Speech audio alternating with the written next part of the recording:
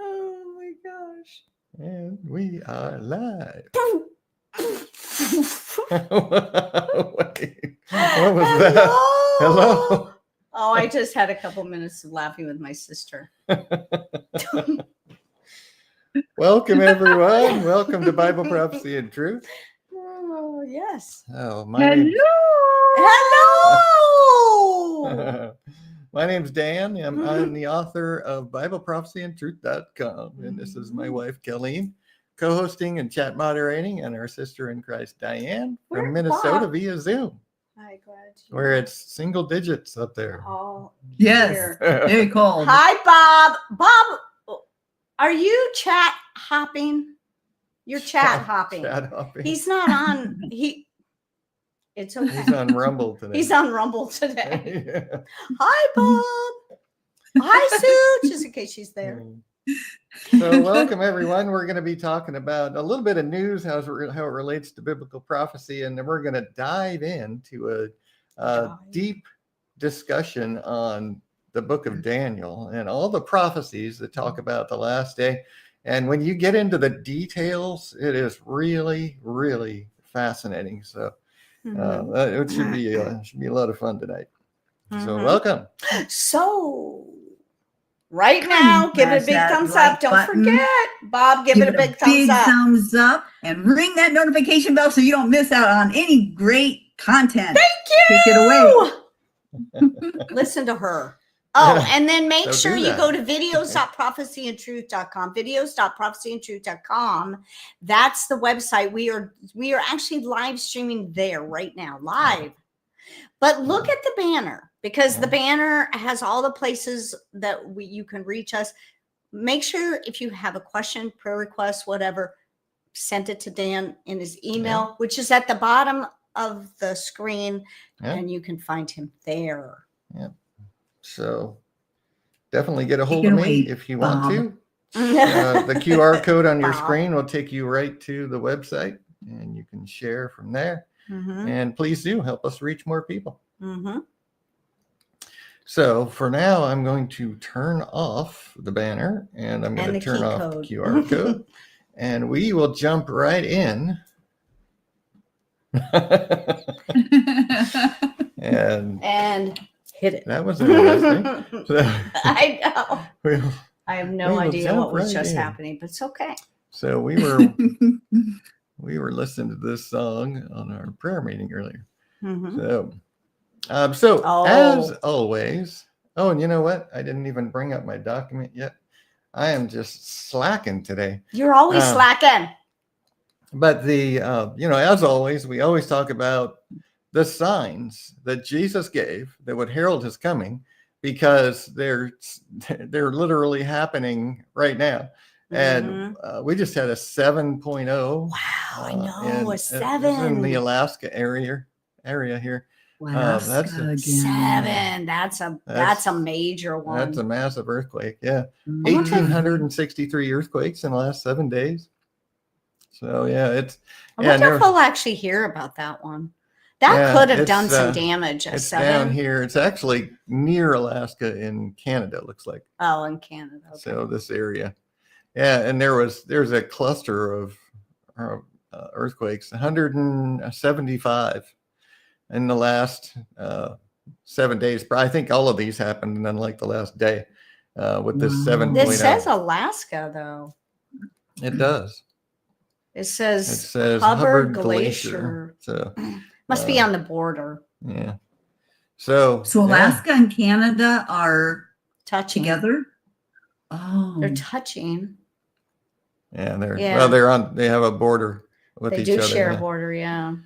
So lots. I mean, we're still on track to be about 130,000 earthquakes worldwide this year. So, everything that Jesus talked about is literally happening.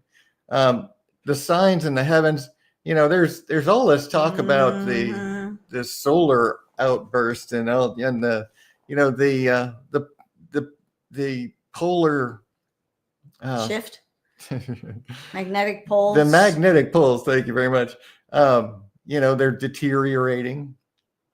And they're talking about these solar outbursts actually causing, and this is kind of funny because the climate cult is talking about these solar outbursts that are actually going to cause a new freeze, a new ice age. Yeah, they say that it's going to wipe out. They're afraid that with one burst or one solar outburst away from knocking out all of our grid and knocking us back into the Stone Age. Yeah.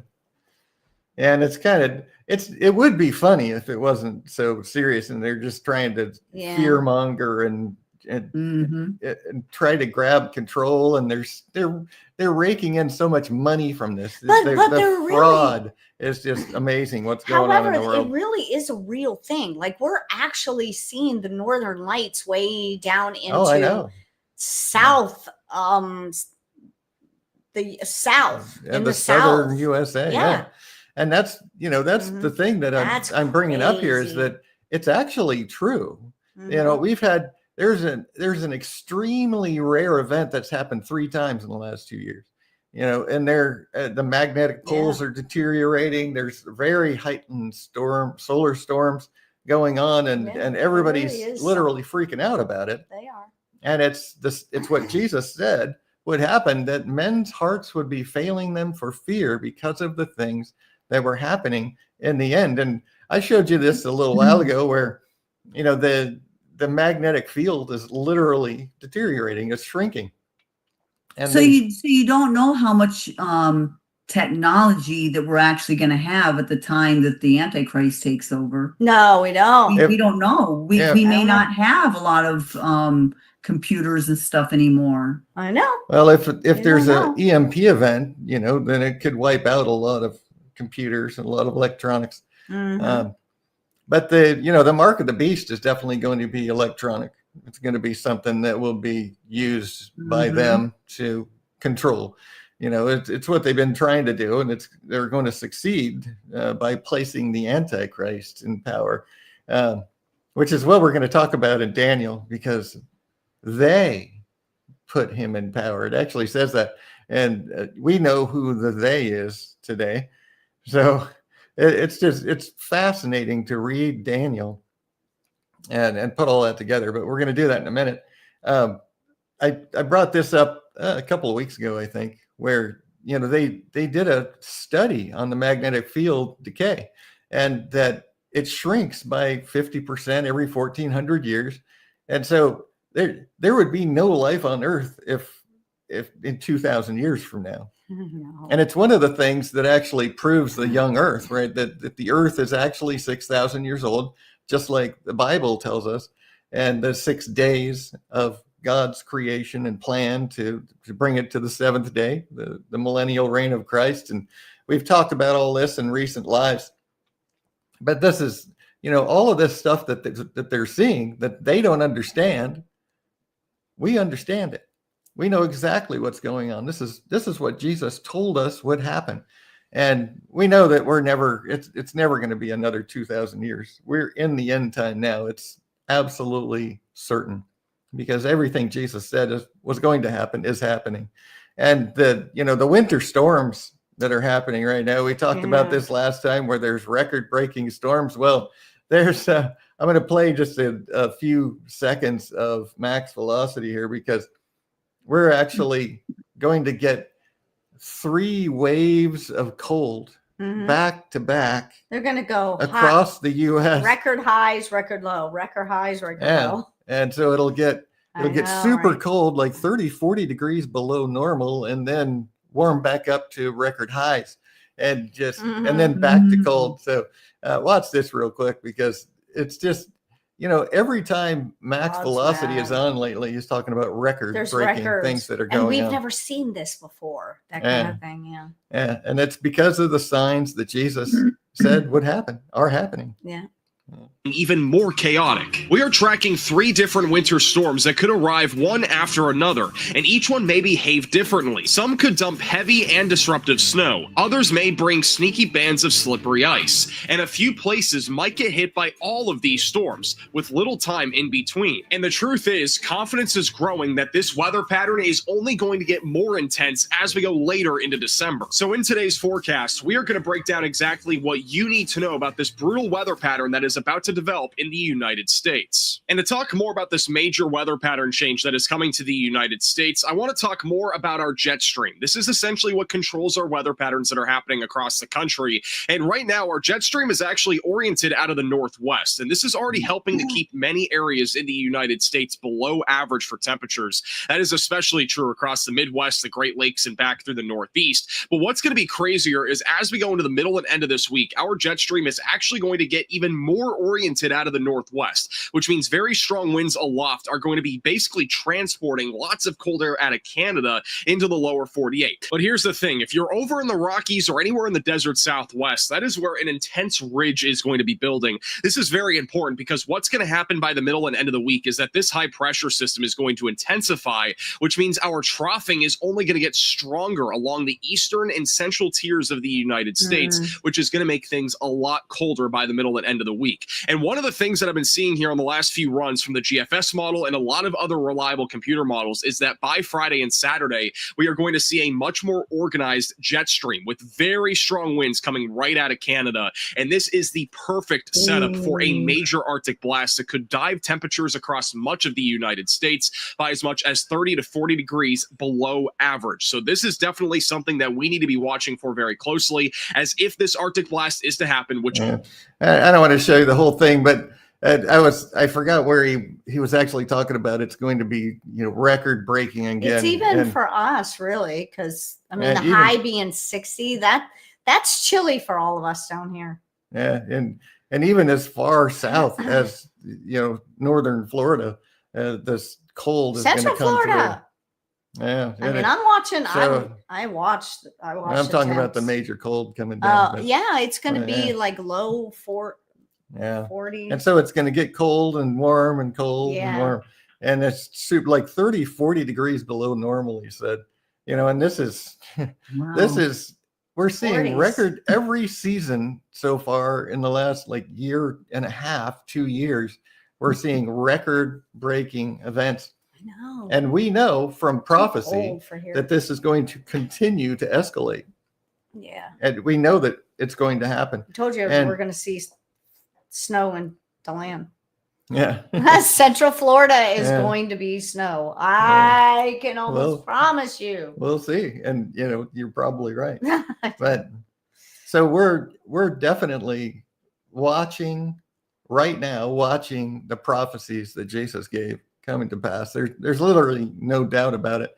And then we've also got, flooding in Indonesia, millions evacuated, 700,000 plus fatalities already. I mean, there's so many things happening around the world, not just the earthquakes, but the signs in the heavens, which includes our atmosphere and all the storms and the cold and the warm and, all of the record breaking storms that we're seeing, the winter storms, the summer storms, and it's literally going to keep escalating.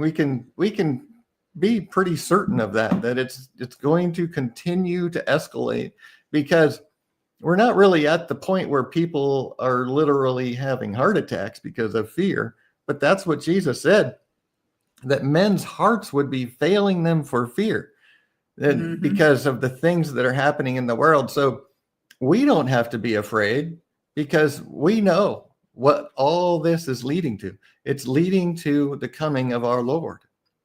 And we're going to be with him in the end. We don't have to worry. We don't have to be afraid of this, because we know exactly what it is. Men's hearts will be failing them for fear because they don't know what's going on. That's what, everybody's freaking out, because they have no idea what's happening and they're afraid. But we don't need to be. We know exactly what's happening. So on to some other things. Glenn Beck, Yeah, this is, I'm going to play a little bit of this too, because when we talked about Islam in the last 3 lives and how Islam's in the Bible, absolutely is in the Bible. And, why we can be certain that the Antichrist is going to be a Muslim at this point in time. There a few years ago, you can be certain about it. And, it wasn't that long. In fact, when most of the prophecy that people teach today really came from the 1800s, and nobody really thought anything about Islam at that point in time. Nobody thought Islam would be anything at all. It was, the Ottoman Empire was going on, but that was all just, and it didn't really affect us. But now, here we are a couple hundred years later, and we've seen a huge major shift in what's going on in the world, and how Islam is literally infiltrating and invading all of the Western countries all over the world. And we're just watching it build to the end time, when Satan is setting up the world to bring out his Islamic Antichrist. And this is, when we study Daniel today, I'm going to show you some details there when we talk about Islam in the Bible. And we've already talked about where it is, what, how it's going to appear. And, the Antichrist is going to be a Muslim. And so when we study the end time and the things about the Antichrist, that when you get into the details in Daniel 11 and 8, it's really fascinating. And it's right along that same track that we're talking about, the same discussion that we're having about Muslims and Islam in the world. So check this out, because there's, this is a disturbing rise of Islam in America, which we've been talking about a lot on this show. So just listen to just a couple seconds of this. Mm-hmm.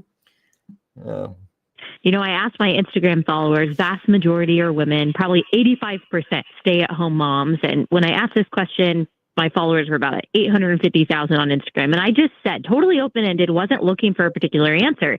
Hey, what is your biggest concern with America right now? I was just trying to come up with topics for my show. The number one answer over and over again was the spread of Islamic dominance, where they are living in America, in the West. This is very destabilizing for a lot of people, and they are seeing it not just affect people far off like we used to, but affects their own neighborhoods and their own schools. And so, usually politicians take a while to kind of wake up to what the populace is really scared of. We have seen some good action in Texas for sure, but this is a real problem. And it's not just an illegal immigration problem, and that's the uncomfortable part of this. Like, this is a cultural issue. This is an immigration issue in general. So we need the people in Washington and in Austin to come up with some good solutions for the people who are concerned about this. You said that your audience is concerned because it affects them. How does it affect them? Well, I think that they're scared of the violent crime that they've seen in places, maybe in their own city, but certainly in places where Islam has dominated. When we look at places like Dearborn, Michigan, when we look at our friends across the pond, that sexual crimes, that violent crimes all increase disproportionately when there is a large-scale importation of people from these Muslim majority countries. Doesn't mean that they're all like that. Doesn't mean that they can't be good neighbors. But this is not only a cultural change. This is not only a shift in how their neighborhoods look and feel and the celebrations had and things like that, but this also is potentially a threat to their own safety, especially the safety of their daughters. And people care about that. Yeah.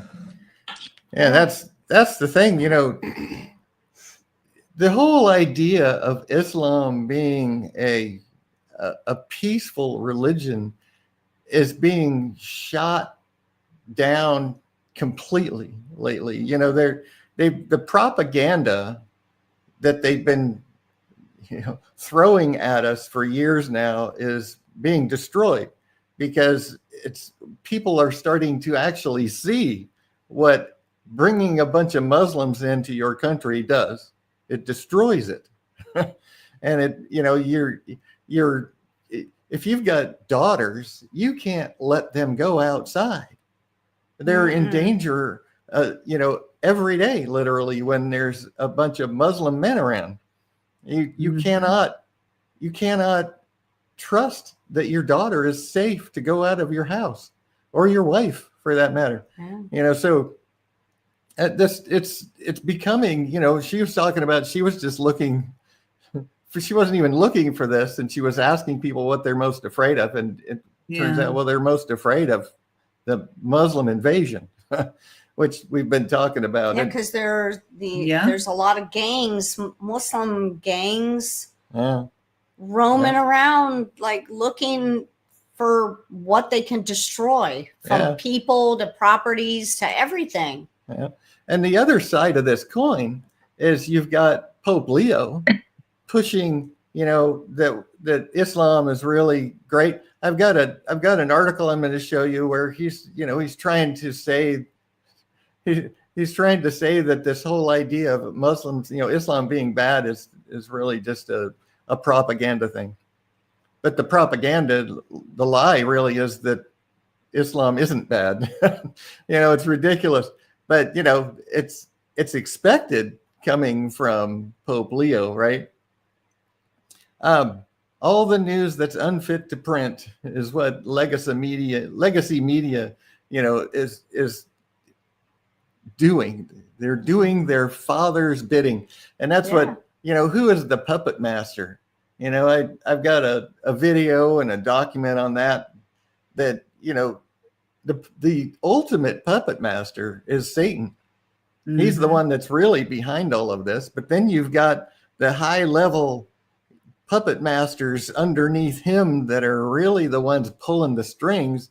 And remember, the people that you know about, like the George Soroses, the Bill Gates, all those guys, those are the puppets. They are not the puppet masters. The puppet master is the one behind the scenes that you never see. And we've learned just how well they are at hiding their true agenda when you understand who the true puppet masters are. But a couple more things, tiny Qatar using trillions of dollars to manipulate our education. We've talked about that. These are all things that Satan is using to condition the world to accept Islam.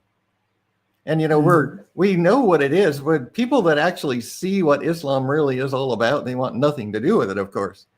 But he's conditioning the world to be ready to, because when the Antichrist comes on the scene and he's a Muslim and you're told to worship him and you're told to convert to Islam or die and take his mark and make an oath to his new worldwide system, if you believe the interfaith lies, it's like, okay, let's just do that because, you're going to save your life. And, Pope Leo says that we're all going to be saved if we're Muslims anyway. So what does it matter?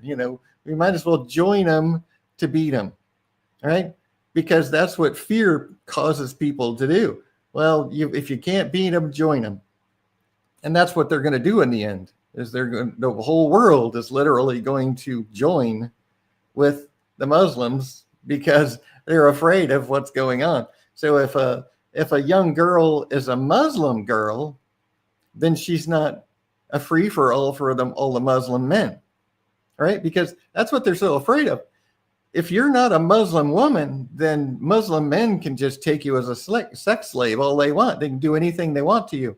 But if you're a Muslim, it changes the rules. So all of these things are going to come into play. They don't even treat their Muslim women. Well, you're only worth half a man in Islam, then, right? But if you're not a Muslim, then you're not even worth that. Right. If you're not a Muslim, you're not even human, according to Islamic doctrine. I'm going to show you that in a minute too. There's a little video I'm going to play. Which is absolutely ridiculous. But this is what Satan is doing to set up the world, to condition the world to get ready for this. And it's so amazing just watching it happen. We're just watching this literally happen. It's mind-blowing. It's exciting, but it's like I wish I wish I could help more people to understand what's really going on, right? I wish I could help more people to understand that this is all prophetic. This is the devil and the devil's minions, of course, because the devil could do nothing if he didn't have men who worshiped him and did what he wants them to, because they're greedy and selfish and power hungry. And so men are really the ones that are the culprits here, but it's Satan manipulating them because it's so easy for them when they're just power hungry, selfish, greedy people. It makes it super easy for Satan to manipulate the world. And he's got almost the whole world under his control right now. And, here's Marco Rubio. Radical Islam seeks to expand and control more territories and more people. It's the threat, that's posing to the whole Western world, right? It's a threat to the United States right now. Isn't it so funny that just a few years ago, just a handful of years, nobody was even talking about this at all. And now all of a sudden it's a threat. We're being infiltrated and taken over. Once the borders were opened up. True, yeah. But the thing was, they did it so behind the scenes. They manipulated our school books decades ago. And it's all been so under the covers, behind the scenes, in the dark. Nobody talked about it. And if you did talk about it, you're an Islamophobe, right? And but now it's got to the point where you can't hide it anymore. But it's also gotten to the point where it's gotten so far that they don't even try to hide it anymore. Right? The Muslims are declaring that they're going to take over this country. Yeah. They're just speaking it openly from the pulpits in the churches. Even in churches, but mosques. in the mosques, the imams are all talking about it openly in this country. Yeah, it's happening. And you can't coexist with people who want to kill you. That's the whole thing. It's not they're not going to coexist. They don't coexist. Coexistence only goes one way. Interfaithism only goes one way. We have to understand that. It's either you become a Muslim or they kill you or make a slave out of you, one or the other, right? There's no coexistence with Muslims. And, a religion of peace, slay the unbelievers, and Muslims can't take infidels as friends. Any religion other than Islam is not accessible. Maim, crucify the infidels, terrorize and behead those. This is all the things. Muslims muster all weapons to terrorize the infidels. This is their doctrine. Quran 47:4. Do not hanker for peace. And the infidels behead them when they catch you.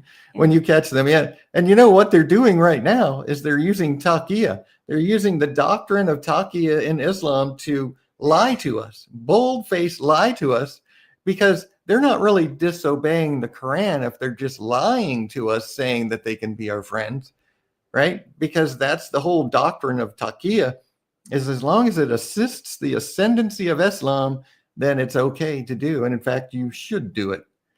And that's what they're doing. That's all the propaganda, the trillions of dollars that Qatar is pumping into this is all to get us conditioned to accept Islam.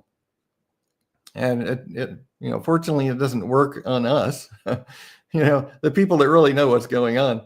And here's a video I mentioned that where here's a guy. This is a popular Instagram influencer, right? It's answering the question about what's bad about Islam. Just check this out. Hey everyone. Hey I Lily. have a question. Where in the Quran does it say to treat non-Muslims badly? I can't find it. I can show you, Lily Jane. I happen to have a Quran right here. Quran 9:5. Kill the polytheists wherever you find them. Quran 47:4. When you find those who disbelieve, strike their necks until you slaughter them. According to the Quran, non-Muslims are infidels, and we are described as apes and pigs that must be killed. If Islam is a religion of peace, why are Christians persecuted and killed by Muslims all around the world? You might say they're just extremists. No, friend, they are following their holy book and their prophet. Lily Jane, let me teach you the difference between Muhammad and Jesus. Muhammad says kill the infidels. Jesus says love your enemies. Some of the last words of Muhammad were, may Allah curse the Jews and the Christians, but Jesus on the cross said, Father, forgive them. Muhammad led over 87 battles and raids in the span of 10 years, while Jesus taught love, peace, and forgiveness. Islam is not a religion of peace. Christianity is a religion of peace. Allah is not the God of peace. Christ is the Prince of Peace. Stop saying about Muhammad, may peace be upon him. Let's start saying, may the police be upon him. So, very good points that he makes there. Yeah, right. Mm-hmm. So, and you know, I know that we've talked about this a lot. We're constantly talking about this because this is happening, whether you want to ignore it or not. This is coming upon the world. It is going to be forced upon the world. And it's not even going to be that far down the road. I mean, this is coming soon. Oh, no. Mm-hmm. And it's something that we need to be prepared for. And, you know, it's like I always say, the way we prepare is to prepare spiritually. We can't prepare physically. We can stock up and we can do things to try to prepare physically, but that could all be gone overnight. Mm-hmm. If something catastrophic happens, right? The way we prepare is to prepare spiritually, to get right with God. Get right with God. Talk to him every day. Serve him. Repent of your sins. You know, stop looking to gain all of your goals and dreams in this life. This life is nothing. It's temporary. It's all going to be gone in a moment. And we need to focus on eternity and focus on obeying our Lord Jesus. If we call ourselves a Christian and then all we do is pursue our worldly goals, we're not a Christian. Mm-hmm. And I'm serious about that. If you love the world, the scriptures tell us if you love the world, the love of the Father is not in you. You don't love God if you love the world. If you're pursuing your worldly goals, you're not a Christian. And I probably just lost a whole bunch of viewers, but that's okay. At least I got to say that before they went away. It's the truth. And that's what I'm here to do, is teach the truth. I'm not here to gain followers. I'm not here to be an influencer. I'm here to teach the truth of God's word. There's literally nobody besides myself that I know of that teaches nothing but the truth. And I don't care whether people like me or not. I want them to know the truth. That's what this is about. Mm-hmm. You know, Jesus never worried about people liking him. He said, follow me or bye. You know, if you believe, if you call yourself a Christian, then you need to be obedient to the Lord. Yeah. Period. So anyway, a little sermon in the middle there. France has to step up security at Christmas markets due to a very hard terror threat, right? Germany, European Christmas markets all over. Huge police presence to defend Christians from the religion of peace, right? Because of what happened last year is going to be escalated this year and continue to escalate. And they know it. We got 3 weeks. Yeah. And when we talk about, we're going to be talking about Daniel 11 and what's going on right now in the Muslim world. It's fascinating when you study Daniel to realize exactly where we are in the prophecies. It's just absolutely mind-blowing. But Turkey pushing for closer ties with Iran, right? Iran is the one that wants to blow Israel off the map, right? And this is a NATO partner. I know. And they need to kick them out of NATO. Yeah, they're death to America, death to Israel. crazy stuff going on. And, you know, the UN passed a resolution that Israel retreat from the Golan Heights and Judea and Samaria. Judea and Samaria is what's called the West Bank today. And this is the area that Jesus said that when you see the Antichrist take over, then just run. Don't even get a change of clothes, because we've talked about this, right? When the Antichrist takes over as a Muslim, he's going to tell all the Muslims in the area of Judea to just kill all of their Jewish neighbors.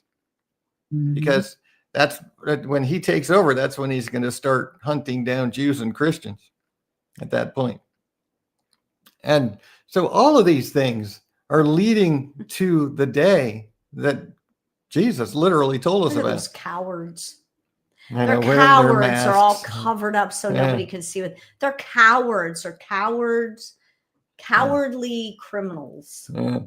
And evil criminals. And this article here exposes how NGOs are, you know, we've talked about NGOs and how there's thousands and thousands of NGOs that are literally government organizations. You know, they're hiding behind the name non-government organization and creating government organizations where they can do things in the dark with our money and going against the laws of this country, defrauding the world, and it goes as even all the way across to the Middle East, right? We've got NGOs in Gaza, which is, you know, this is the level of fraud going on is we're just starting to hit the tip of the iceberg with the fraud that's being discovered. And it's just, it's mounting higher and higher and higher. The Afghan shooter that killed the guard in Washington, D.C. Yeah.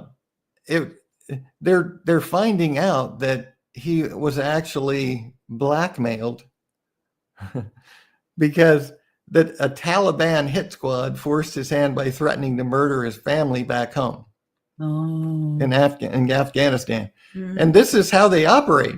This is how the entire secret society operates.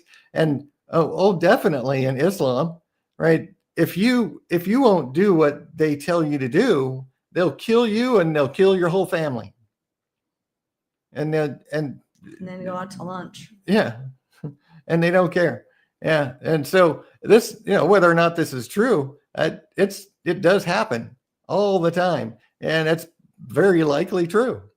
You know, this guy was forced to do what he did because his family lives in a Muslim controlled area. And he has no choice. You know, this is why the Great Tribulation is called the Great Tribulation, because this is going to be the reality for the world when the whole world is clamoring for peace under the Islamic Antichrist, the savior of the world. And if you don't go along with the system, your own family will be the ones to turn you in to have a hit squad come and kill you. Your own family. That's why Jesus warned us. Right. Remember, Jesus warned us that it would be our own family, our daughters and our sons and our mothers and fathers would be the ones that would turn us in to be killed. He warned us about that. And this is exactly how it's going to happen, because the whole world is going to be under the spell of the Antichrist. And if you don't go along with the worldwide system, then you deserve to die. And that's the way it's going to happen. Anna, Pauline, and Luna, 1 in 3 members of Congress are owned by Big Pharma, BlackRock, or Vanguard, right? No, And yeah. 1 in I 3, believe it. because it goes on both sides of the aisle. There's probably a much higher percentage of Democrats being owned by them, but there's plenty of Republicans that are also owned by them. That's why even though there's a Republican majority, they're still having problems getting things through. Sure are. Because we got some they're owned. traitors to the party. Yeah. You know. And Big Pharma, BlackRock, Vanguard, those are all just arms of the secret society. All of them.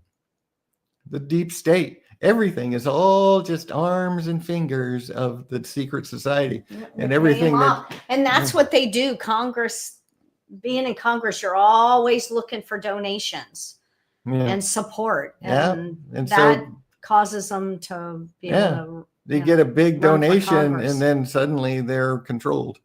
Yeah, They spend all their time on the phone, looking for donations and stuff.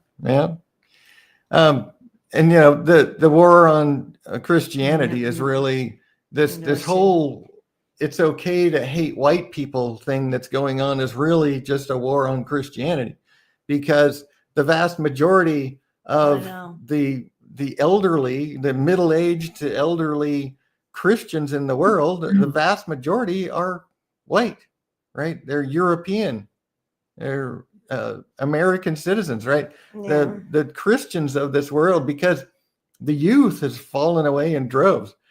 The youth a lot of them don't even identify as a Christian.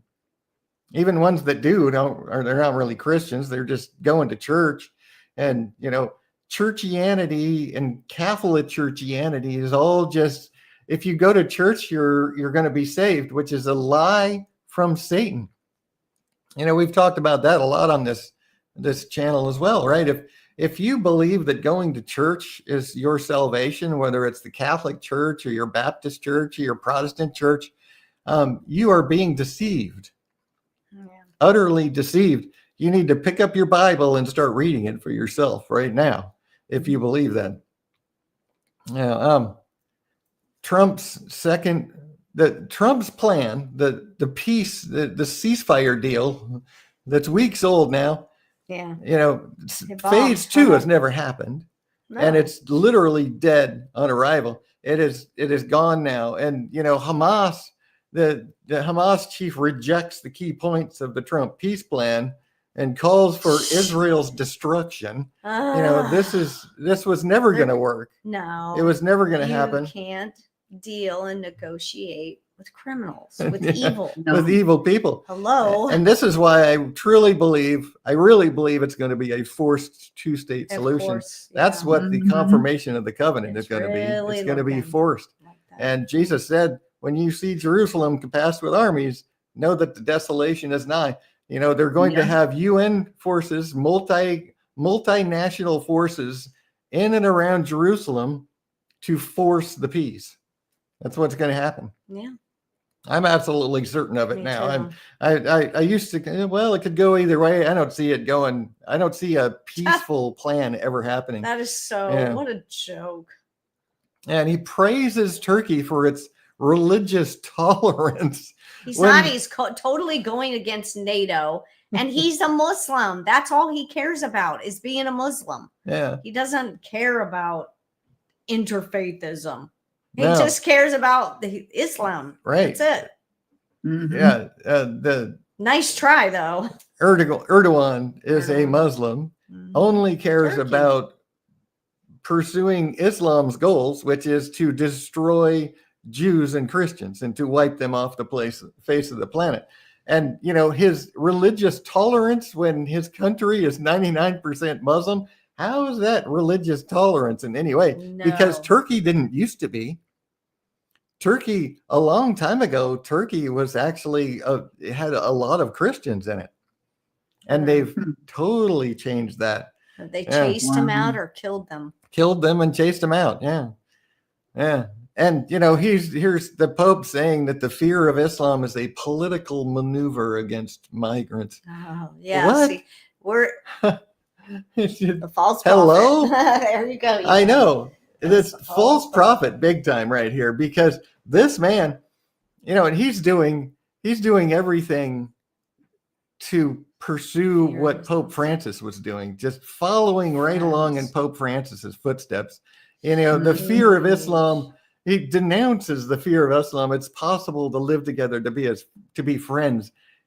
And no, he's not stupid. He doesn't actually believe that. Nope. He knows that he's planning on turning the world Muslim. And he just wants everybody to go along with that. Well, that would save his own neck. Well, right?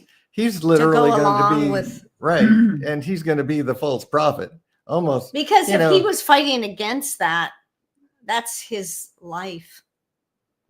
well, yeah. And the Catholic Church, you know, has been teaching interfaithism for decades now. And, you know, but like I've always said, it doesn't go both ways. Muslims only put up with it because it assists in the ascendancy of Islam. They're only playing the game. They're only playing along because it's going to empower Islam in the future. That's the only reason they're doing it. And what was this one? Yeah, the political maneuver. You know, the idea that fear of Islam is a political maneuver is just the stupidest thing anyone could ever say. Anyone who knows anything. When the time comes, everywhere around the world, Muslims are going to be killing Christians and Jews. Yeah. And when the Antichrist takes power, and this guy, probably this guy right here, is going to be the one supporting him and promoting and helping him to hunt down and kill Muslims or Jews and Christians. Sorry, because you know, when they join forces, it's going to be a submission of Catholicism to Islam, and it's going to be everybody just convert to Islam, and you're going to be saved anyway, according to the Vatican, right? Article 841 of the Catechism says that all, you know, that Muslims are going to be saved just like Christians because they worship the same God of Abraham, which is a lie, right, in and of itself, but that's what they've been teaching. And all of the Catholics are just going to fall into that trap, which is why Satan has set it up in the first place. They're all going to just fall right into that trap, which will damn them to hell. Pope Leo visits a mosque, removes his shoes, calls for a Muslim terror state. Yeah, literally. You know, he's following in the footsteps of Pope Francis by refusing to discuss Christian genocide in Africa and, you know, remaining obsessed with importing Muslims into Christian countries. And a lot of those Christians are Catholics in Africa, and he's not supporting, he's not. I know he's not stepping up for them. Yeah, he's just refusing to even talk about it. Catholic people. Yeah, there's a lot of because Catholics. A lot of the Christians in Africa Catholics. are really Catholics. They're not like Divine's family. Divine's family are believers in Jesus, and there are some, just like, you know, there's a few, very, very few here in this country, in the U.S., that actually love God. In places like Africa, where it's dangerous to be a Christian, more people that call themselves Christians actually do love God in places like that, because, you know, to be a Christian means to be in danger of your life being taken. And it's not so easy. It's so easy in this country, right? Now, just say you love Jesus and that's it. And you go pursue your life goals. And most of the time in public, you can just say, there's a lot of people standing on the street corners proclaiming the name of Jesus right now. Yeah. So it's so easy here. Just imagine if it was a life or death situation, how people would just, the churches would be empty here in the United States. Just completely, utterly empty. There would be so many people that wouldn't even be having Bible studies in secret. I know. Yeah, that's because the vast majority of Christians in this country are really just churchians that just believe the lies in the church and don't really even know. The saddest thing is they don't even really know who Jesus really is. They don't know that God himself became a man. They don't understand that. They think that Jesus is some, you know, third person that came from heaven. No, it's God the Father became a man in Jesus Christ. He became a man by the Son. That's the creator in Jesus Christ. Yeah. Most Christians don't understand it. I'm sure there might be people watching the show right now that are like, wait, what are you talking about? I know people who are watching the show right now who probably still don't understand that. Yeah. And I've got lots of information on my website, BibleProphecyandTruth.com. Just go there and look under, you know, section 2, biblical truth. and get a hold of me, Dan at prophecyandtruth.com, or right on my channels. You know, there's lots of information that I have available to help you to understand the true nature of Jesus and who he is. So please do, if you question that. Solution for 11 You know, and this is Pope Leo pursuing this 2-state solution, pushing it really hard. I'm betting. I'm not prophesying here or anything, saying this is prophetic. I'm just saying I'm betting this is going to happen soon. Yeah, this is going to happen soon. They're going to force it. And he said before Christmas. We'll see. Maybe. Yeah, it's coming up in a few weeks. Yeah, I know. And then here's the thing that's going on in the Catholic Church is, you know, that Pope Leo just made this announcement that nobody can refer to Mary as a co-redemptrix anymore. And well, the Catholic Church is in an uproar about it.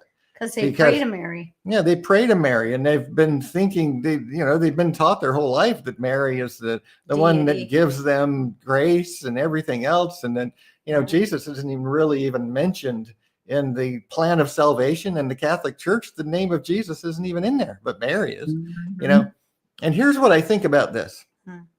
Here's my thought. Okay. And this is just my thought, my speculation, but I think that they're doing this on purpose because the false prophet comes into the world and claims to be Jesus himself, says that the Bible is all a lie. Oh, yeah. Because remember, that's what he's going to do. He's going to say the Bible is really a lie, that he's just a prophet of God. He's just a man. He's not even the Son of God. And if people believe that Mary is next to deity, that's going to cause a problem. So I think he's literally doing this on purpose now to take Mary out of that position of co-redemptrix and just the blessed mother of God, right? The blessed mother of Jesus, not even God, because Jesus is going to say he's not God. The fake Jesus, right? The Muslim Jesus, the false prophet, is going to say that he's not really God. So Mary's not really the mother of God as the Catholic Church touts today. So I think they're literally doing this on purpose to take her out of that special role so that the majority of Catholics will be more easily pulled into the lie. Yeah, they're preparing. Exactly. Because they know exactly what they're going to do. They're grooming Catholics. Yes, absolutely. Because they know exactly what they're about to do. They're making their plans already. Yes. So if Mary is not deity, then Jesus must not be either. Yeah, and that's the whole idea, right? You've got to take her out of the equation, or because they love her more than they love Jesus. Yeah, literally. Mary is like the bomb. They adore her, right? That's the whole thing in the Catholic Church. I've talked to many Catholic people, and I'm telling you, I'm just like, why don't you just go through Jesus? Well, once somebody said, well, it's like this. It's like when we want to talk to the Son, we usually have to go through the mother to get to the Son. Right. And I'm like, what?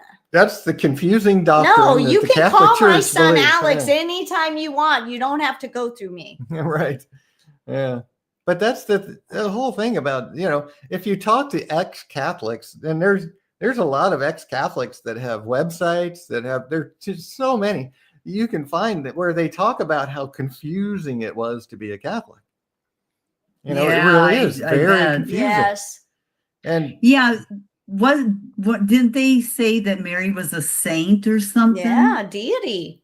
And holy. Well, they'll deny that they call her a deity, but then they pray to her and they say that she's the one that gives grace, and she's a co-redemptrix, and it's all she's next Mary, to deity, even if they deny it.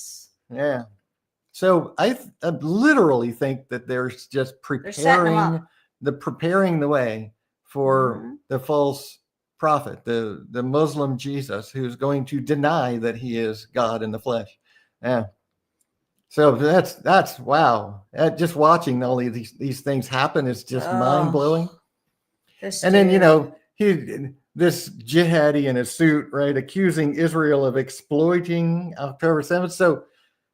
So they came in and slaughtered, murdered, just raped and took captives of people, but they're somehow exploiting that. It's like, you know what? So basically, they need to get over it. Oh, it's They're just putting too much ridiculous. time into this October 7th thing. They just need to move Right. on. Yeah. Yeah. They're exploiting it. No, they're trying to protect themselves from it happening again. Yeah. That's just, Right. this is an evil man Yeah, right it here. is. You could And see it in his eyes. He's chumming around He's with evil. Trump in the White House, and oh man, oh my gosh, it's just wow. I had to show you this. Tucker Carlson's latest trick, selective amnesia. He pretends he's never even heard of people that he's literally hosted on his show. And it's only a 30-second video. I'm going to go ahead and play it for you. It's just wow. Yeah, check this out.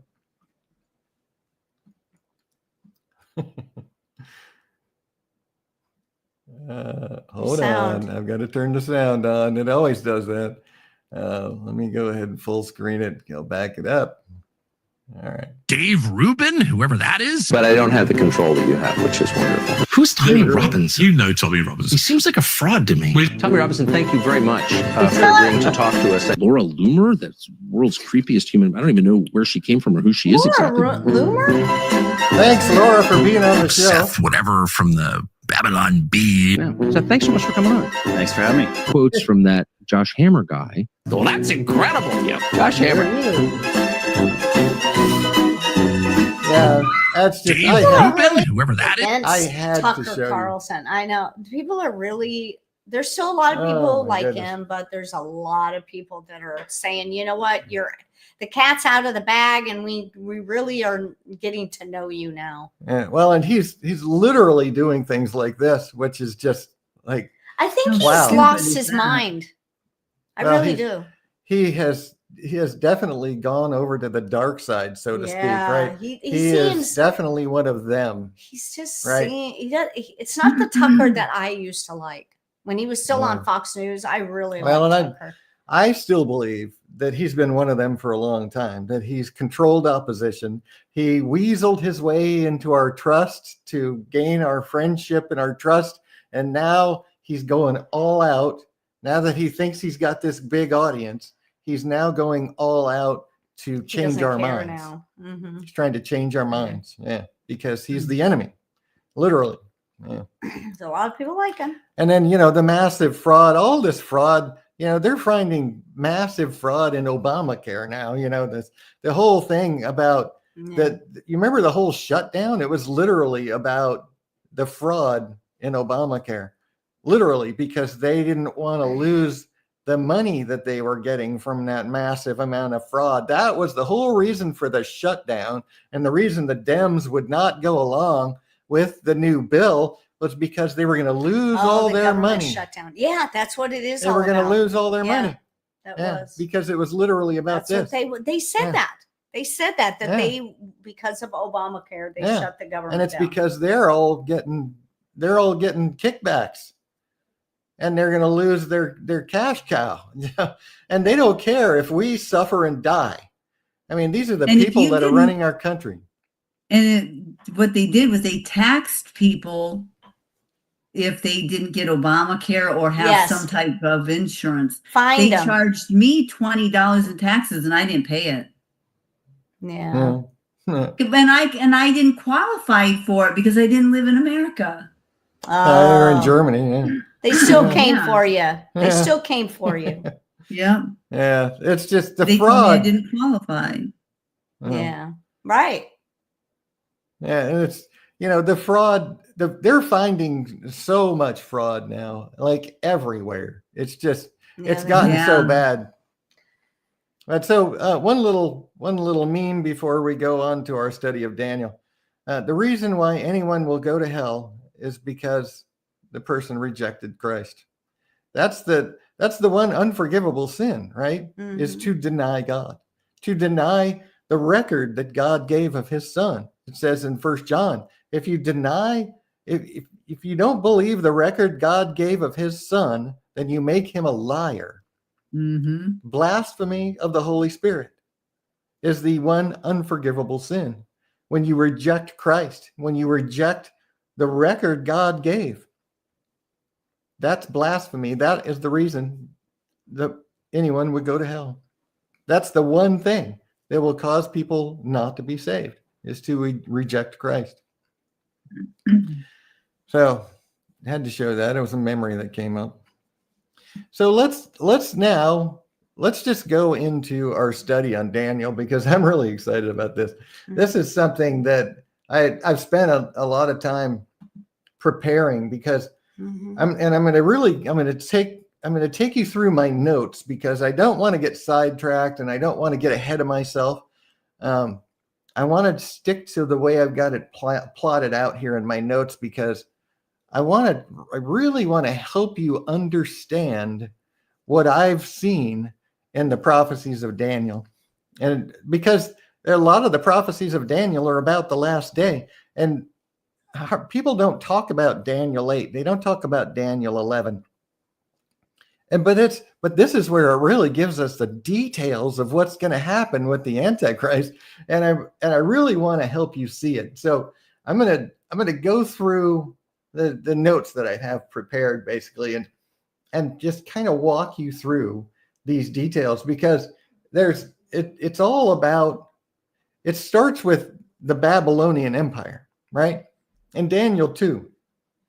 Let me just throw this on the screen real quick, because this is the statue from Nebuchadnezzar's dream in Daniel 2, where it tells the successive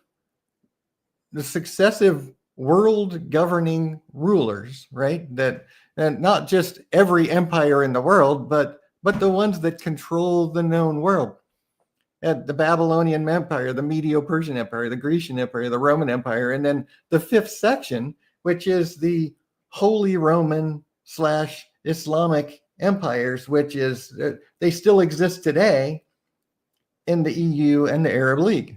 And I've shown this many times on this podcast, right? Where, the same area of the Holy Roman Empire is really the same area of the European Union. The same area of the Islamic Ottoman Empire is the same area of the Arab League today. And they're really literally run by the same organizations, right? The Catholic Church literally leads the European Union. The Muslims of the world, of course, rule the Arab League. It really has nothing to do with Arabs. It's just Muslims is what it is. And it's the same thing. It's what's going to exist at the time of the return of Christ, is what we see in Daniel 2. And I'm not going to go and read all of the prophecies like in Daniel 2. If you're interested in this, go to Daniel 2, read about it, read how the dream is interpreted and all the things that it says about it, right? Read it yourself. We've talked about it a lot. I've got tons of videos and documents on my website. So definitely check that out if you haven't seen it and don't understand that. But I'm moving in through the prophecies of Daniel, where they start and into the end time. And it starts with the demise of Babylon, right? It starts with the demise of Nebuchadnezzar's kingdom, and then, Babylon, Media, Persia, Greek, Roman, and then the Holy Roman Islamic, the iron and clay. And we know this from history. And then Daniel 5 also shows us this same fulfillment of Babylon's demise, right? This is the beginning. Babylon's demise is the beginning of the prophecy. And here, Belshazzar, it was the grandson of Nebuchadnezzar that was ruling, and the whole writing on the wall thing, right? And the prediction of his demise that happened the following morning, right? That's just amazing. The prophecy that came the night before he was destroyed. But you can see where it happened, that Darius the Median took the kingdom. This was the demise of the Babylonian Empire. And then in Daniel 8, we see this in the beginning of the prophecy in Daniel 8. And I'm going to take you to not the prophecy, but the interpretation of the vision, because the interpretation of the vision literally tells us that it's the Medes and the Persians, which the kings of Media Persia. So the Medes and the Persians took over Babylon. And then this is the demise of Media Persia. And this is where it really starts getting interesting. This is where the prophecies get into the last days and the time of the Antichrist. So the prophecy in Daniel 8 is that, you know, the kings of Media Persia were taken over by the king of Grecia, which is, of course, Alexander the Great when he took over the world. And then how it was broken up when Alexander the Great died. His 4 generals took over and broke it into 4 kingdoms. And this is what we see in Daniel 8. It was a prophecy of that happening. The prophecy came a couple hundred years before it actually happened. And it says, you know, in the latter time of their kingdom, when the transgressors are come to full, a king of fierce countenance and understanding dark sentences shall stand up. This is the Antichrist. And this is where we see the same exact thing in Daniel 11. And because when we combine Daniel 8 and Daniel 11, we get some amazing parallels. And we see the same thing that happens here in Daniel 8, we see in Daniel 11, where we see that the 3 kings in Persia and the 4th shall be far richer than they, right? The Media Persia take over from Greece, and then the falling apart of Greece into the 4 kingdoms is also mentioned here in Daniel 11. And so we're seeing prophecy from the beginning of Daniel through the demise of Babylon, the demise of Media Persia, and then the demise of Greece. And then what happens here is we see a leap to the end time. And we have to remember what it says. It says, in the end of years. And it's the same thing in Daniel 10, when the angel came to give Daniel the understanding of the vision. He came and he said, I'm come to make thee understand what shall befall thy people in the latter days.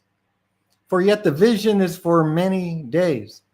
And that's the same thing that we see in Daniel 8. It's going to be in the latter days, down here in the latter time of their kingdom is when the Antichrist will stand up. And it's for many days. You know, that's the thing we have to we're looking at here. The thing that I'm showing you is where this takes a leap from the breaking up of the Greek Empire.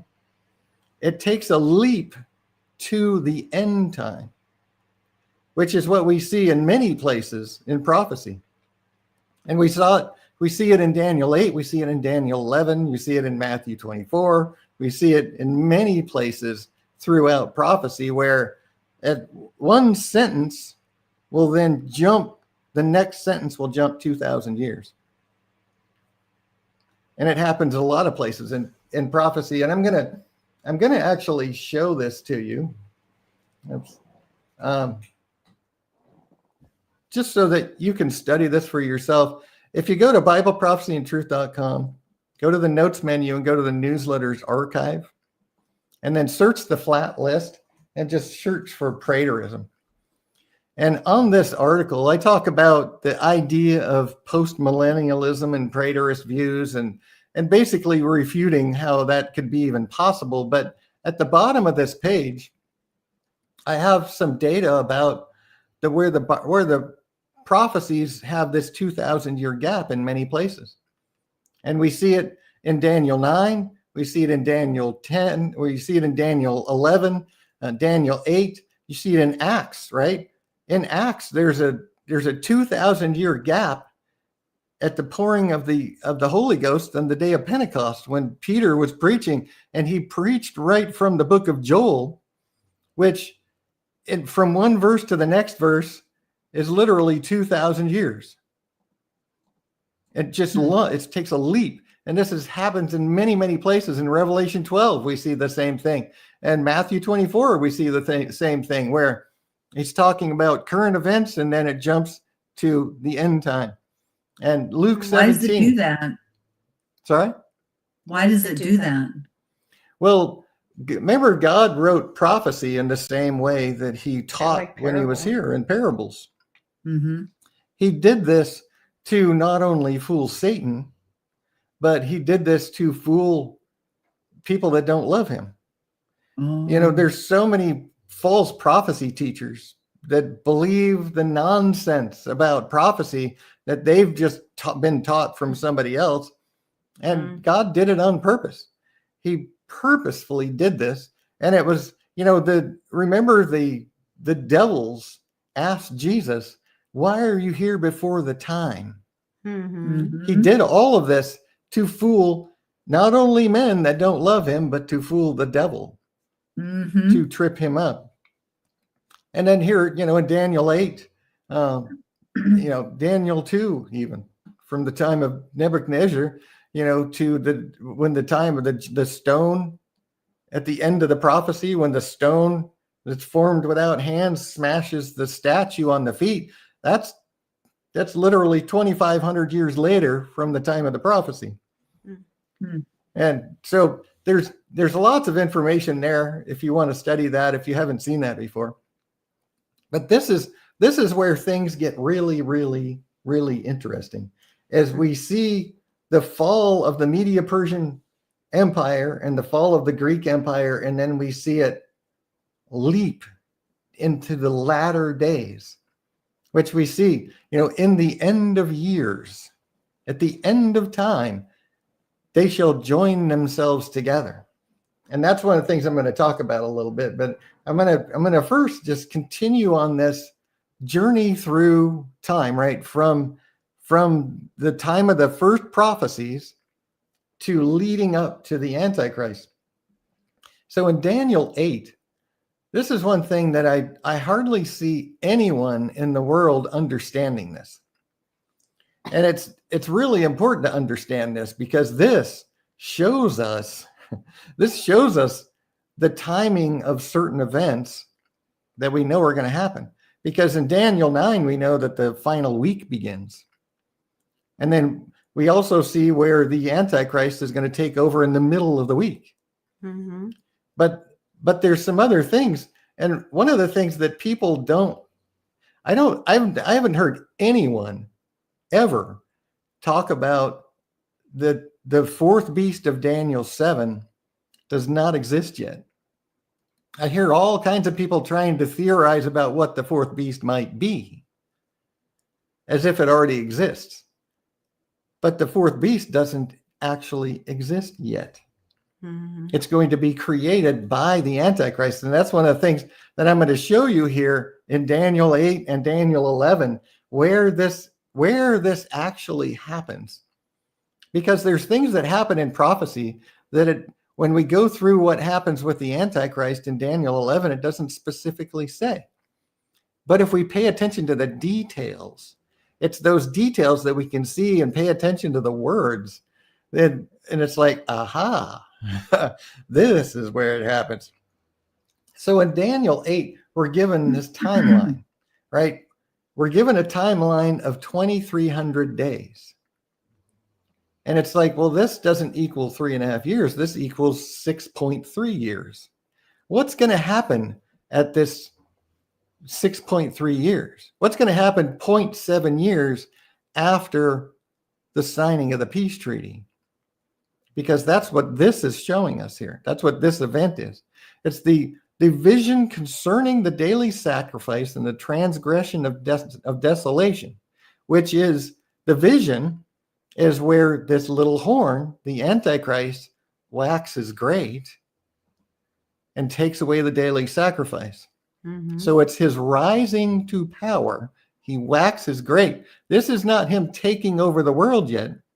This is the time, the vision here in Daniel 8 is where he creates this fourth beast of Daniel 7, because in Daniel 7, the little horn uproots 3 kings and formulates the 10-nation union that we see in Daniel 7.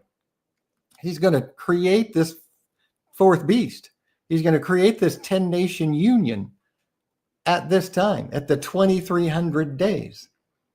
And so when we see that, at the end, of course, we see that he's going to be broken without hand, is what it says.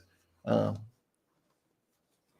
notice this in verse 26, it shall be for many days. This is the same thing, right? It's going to be many days in the future is what it is.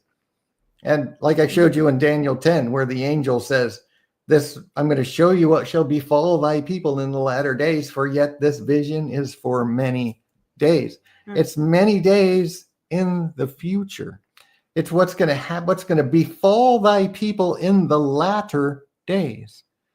Many days from now is what the prophecy says. When we pay attention to the details, this is where we get a lot of information.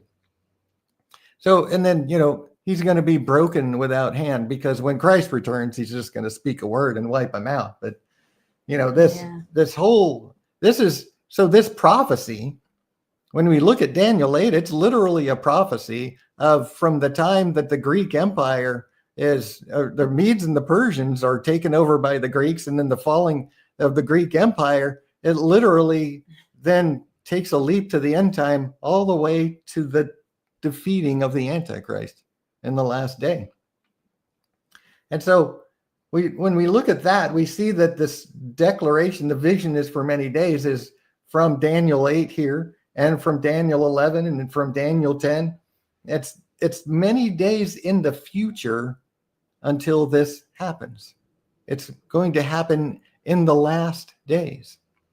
And that's important to remember when we're looking at these prophecies in Daniel, because it tells us exactly what's going to happen. And there's people teach out of Daniel, and they completely and utterly ignore so many things that are said. And you have to pay attention to the details. That's so important. And when you do, it just opens up to you. So then in Daniel 11, we're given another timeline. Or actually, it's Daniel 12, because Daniel 11 and 12 are really just the same prophecy, the same vision and interpretation. The chapter division was just put there by men to give us references. But the end of chapter 11 just flows right into chapter 12. And we see the same thing where we get a timeline. And this time it's for how long to the end of these wonders, right? It's going to be for a times and a half, which is 3.5 years. And then from the time that the daily sacrifice shall be taken away. This is the timeline we're given here. Remember in Daniel 8, it was from the time of the whole vision concerning the daily sacrifice, which is the waxing great of the Antichrist, and then him taking away the daily sacrifice and him coming to his end. That's the 2,300 days. In Daniel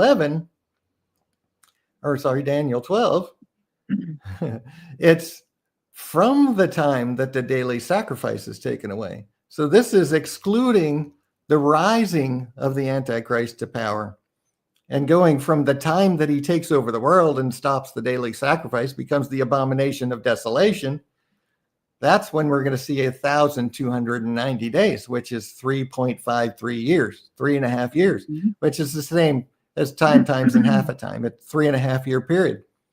So we're given the 1,290 days declaring the length of his rule, where we saw the entire length of the rising to power and the length, including his length of rule in Daniel 8. So this tells us there's an event that's going to happen right? At 2300 days, there's an event that's not the event of him taking over the world. Mm-hmm. So when we go to Daniel 9, this is where we have that the 70-week prophecy, right? The final week. And this is where, you know, the people of the prince that shall come shall destroy the city and the sanctuary. The end will be of the flood. The end of the war, desolations are determined, right? And he shall confirm the covenant with many for 1 week. This final week is the 70th week. The first 69 weeks were fulfilled to Christ after 62 weeks, right? So there's a full 70 weeks, and then it tells us about the first 69 weeks to where the Messiah was cut off, right? Christ was cut off. He was killed by the people he came to save, to be the Messiah for. They killed him. And, you know, and don't get me wrong here. I'm not talking evil about Jews, right? Anybody would have killed him, right? We can't say, oh, we wouldn't have done that. No, anybody would have done it. Just like we all would have done what Adam and Eve did. Right. We all would have sinned in the garden. We can't say, oh, I would have never done that. Remember, we do it every single day. We eat that apple every single day, y'all. Exactly. And, you know, it's really vain and conceited to say, I wouldn't have done that. Yeah, we all would have done that. Everybody would have killed the Messiah, right? Mm-hmm. That's right. The Jews are just people like everyone else. And it's the Messianic Jews that are the true Israel today. But the people of the prince that shall come, so the prince that shall come is the Antichrist, but it's the people of the prince that shall come that destroyed the city and sanctuary. Now, there was a multitude of races involved in destroying the city and the sanctuary. There were Muslim mercenaries that were hired for the Roman armies at that time. I mean, there was literally could have been any race of people involved in the destruction of the city and sanctuary. So there's people that teach that this has to be a Roman. No, the people of the prince that shall come were multiple races destroying the city and sanctuary. So I just wanted to make that point. But we need to remember, he shall confirm the covenant with many for 1 week. So that's the abomination of desolation, right? And in the midst of the week, he shall cause the sacrifice and the oblation to cease, and for the overspreading of abominations, he shall make it desolate. And this is the same thing that we see in Daniel 8 and Daniel 11, where it's talking about where arms will stand at his part, and they shall pollute the sanctuary strength, take away the daily sacrifice, and place the abomination that make it desolate. This is talking about Daniel 9. This and Daniel 8 both talk about this very same thing, right? He's going to take away the daily sacrifice, and the place of his sanctuary was cast down, right? It doesn't say abomination of desolation here, but this is the same thing where he magnifies himself, and by him the daily sacrifice was taken away. It's the same exact thing.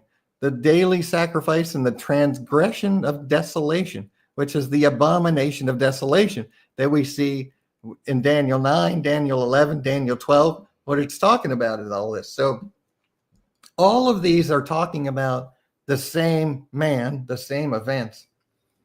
And then, so it's the abomination of desolation and the daily sacrifice being taken away that begins the final 3.5 years, the middle of the week of the final 7 years. And there's a lot of details about the Antichrist and the things that lead up to his ruling. And there's some things I want to point out here, right? Prior to the Antichrist appearing on the scene, we see that there's a mighty king. He'll stand up. His kingdom shall be broken. And the king of the south shall be strong. But in the end of years, remember this, in the end of years. Mm-hmm. So between verse 5 and verse 6 is where we see the 2,000-year leap that we see all over the place in all the other prophecies. In the end of years, they shall join themselves together. So who's they that joins themselves together? And it talks about the king's daughter of the south that, she'll come to the king of the north to make an agreement, blah, blah, blah. Out of a branch of her roots shall one stand up in his age. So it could be like her great uncle and his descendants is where this man comes from. It has nothing to do with her. The daughter of the king of the south is not her branch of the what's it called? The Lineage. Genealogy, the lineage. Thank you. It could be anyone from her great uncle to, whatever, someone along in the branches of her roots, anywhere from her past roots. So this gives us really no information about where he comes from. But in the end of years, they shall join themselves together. And when I think about this, it's like this could be like the EU in creation in 1993, joining themselves together, all the nations of Europe joining together under the Catholic Church, literally. And or is it specifically referring to the king of the south and his kingdom, right? Because it talks about the daughter of the south coming to the king of the north and so on. But since the Greek Empire broke into 4 pieces, one of which included Egypt, and it specifies Egypt here in verse 8, they'll carry captives into Egypt, their gods and their princes, and with their precious vessels of silver and gold, and shall continue more years than the king of the north, right? This is talking about the king of the south. And so it's kind of a mystery who they is here, who joined themselves together. But when we look at what's going on in the world, and we know about the secret society, and when we look at what happens later in this prophecy, I think that the they that's joining themselves together is literally the ones that are plotting all of the things going on in the world right now, working for Satan, literally. Now, it could be the EU, or it could be, something else. It could literally, refer to movements of the kingdoms in the end of years. Because in the end of years, they shall join themselves together. It could just be referring to eventual happenings as the result of kingdoms movements, right? National movements and things that are happening. We don't know. And it's kind of a mystery at this point in time. We may understand it in the years as we get closer and we see the Antichrist rise. We may know what that means, but they becomes very relevant when we continue to study. And remember, we can't really understand who this branch of her roots is, but then it goes into this king of the north and the king of the south, and they're fighting back and forth and fighting, and all these things happen, and it all seems kind of irrelevant to what comes in the end. But there's all of these things. See, I don't think that this has happened yet. I don't either. I don't think all of these things that are being referred to here are still have all happened. I think that they're in progress. Yes. Yeah. And so when we read through all of these things, the kings fight back and forth and fight back and forth. But then at the end, it's the king of the north. He shall turn his face toward the fort of his own land, but he shall stumble and fall and not be found. Yeah. So the king of the north disappears, or he dies. I mean, it says he shall and not be found seems to insinuate that he's either we don't know what happened to him, or it's just the king of the north is just gone. Yeah. Yeah, that's what I think. Yeah, so all of these things we might be able to recognize what these things are as we get closer. But it's almost impossible to try to figure out what this is at this point in time. I know people try to say they know what it is, but they don't. It's impossible to know. We can speculate, and if they say they're speculating, fine. But people who say they know, they're lying. They're just speculating. Yeah. But here's where we get into the time of the Antichrist. The king of the north stumbles and falls, and he's not found. And then in his estate, so the king of the north is gone, and so somebody stands up in his estate, and there's this person that's the eraser of taxes. But within a few days, he'll be destroyed. So this man, somebody's going to take over the kingdom of the king of the north and raise taxes. And I think we might actually see this event and understand what it is when it happens. We'll see some leader of a nation die, a king of a Muslim nation probably, and somebody will stand up in his place that's not royalty, right? Just this person. But then he's going to be destroyed neither in anger nor in battle. So it's not a war, and it's not somebody killing them out of rage. I think what that is insinuating, and I think what it might mean, is that maybe he's just assassinated. Oh, yeah. This guy. But that would be anger. No, that's just, you don't belong there. I'm the leader. I'm taking over. I'm just going to kill you and get you out of the way. That's not anger. That's just, you're useless to me. Bye. I'm killing you. Right? Because they don't find him. Well, that's the king. Oh. But this guy is just, he's destroyed within a few days. So I think it's this guy that has him assassinated because he's the one who wants to take over. So it's not in anger. It's just in pride and greed and power hungry. Inconvenient from. So he kills him. Yeah. He's just trying to get him out of the way. Yeah, he has him assassinated because this vile person that stands up is the Antichrist. This is the man who becomes the Antichrist. And they don't give him the honor of the kingdom right away. He comes in peaceably and obtains the kingdom by flattery. So he has this guy assassinated and takes over, and he's just this man speaking great words, which the Bible says. So we're going to know exactly who he is. Yeah, we are. I think we'll see this when it actually happens. Yeah. And then, there's a lot of other things that it talks about, but the arms of a flood, they should be overthrown. And, it talks about a flood in several places in prophecy. And I believe that the flood here is not a literal water flood.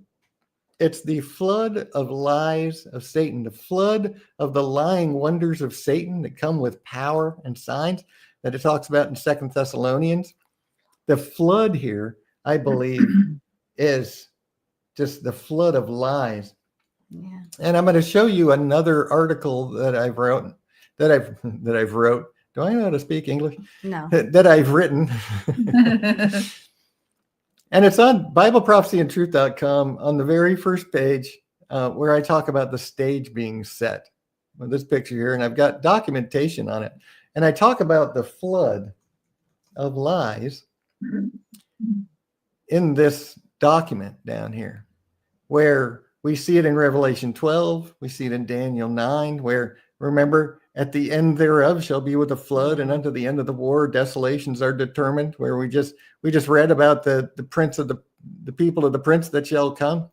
The end shall be with a flood, and with the arms of a flood they shall be overflown. And Revelation 12, the serpent cast out of his mouth water as a flood. Yeah. Cast out of his mouth as water a flood. As a flood. As a flood, not a flood. This is the lying wonders of Satan from 2 Thessalonians. Even him whose coming is after the working of Satan with all power and signs and lying wonders. So when it says the arms of a flood, It's the arms of Satan and his lies that he's coming in with. This is the power that he comes in to rule the world with. So this just makes so much sense when you see it, the arms of a flood. And then they're going to make a league with him. After the league made with him, he shall work deceitfully. Mm-hmm. And she'll come up and become strong with a small people. We'll know what that means when it happens. Fish in small waters. Yeah. And he's going to come in and just basically take over the kingdom of the king of the north that just died or disappeared. And he's going to come in and make a league with them. This league being made is almost certainly the secret society. These are the people that literally run the world right now. You call them the elites, the Illuminati, the deep state, the 33-degree Masons. Yes, that's true. All of them. They literally are all arms of the secret society. And, this league will be made with them. And then, when it talks about the arms shall stand on his part, and they shall pollute the sanctuary of strength and take away the daily sacrifice, and they shall place the abomination that maketh desolate. They are the ones that put him in power. He makes a league with them, and they make all their little plans, and they're the ones that put him in power, placing him the abomination that maketh desolate. They shall place him. It's when we look at and we pay attention to the detail, this is where the truth really just becomes so clear. It's so awesome. So he makes a league with them, right? He takes over through flatteries and lies and deceit, and he makes a league with them and works deceitfully. And then, he enters upon the fattest places, and he goes up against the king of the south, right, with a great army. So he's either resuming his predecessor's war. Remember, the king of the south and the king of the north were always fighting. Well, he's either resuming that war or beginning a new war, right, with the king of the south. And he's with a great army. And the king of the south shall be stirred up to battle with a great and mighty army, but he shall not stand, for they shall forecast devices against him. Well, you know what that means? That means devising cunning plots.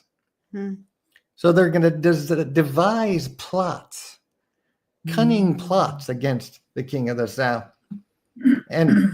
But then, so part of the cunning plots is, they're going to feed the portion of his meat. They that feed the portion of his meat shall destroy him.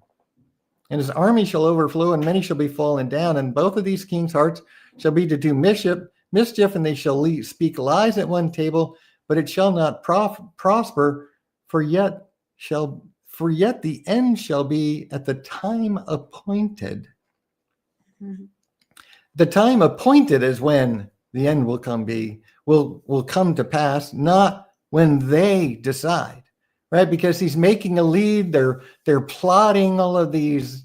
They're devising all these cunning plots, and they're many shall fall down slain, and they're gonna poison him. They're gonna use they that feed him, right? His trusted chef that brings him his food is going to be who they use to destroy the king of the south, right?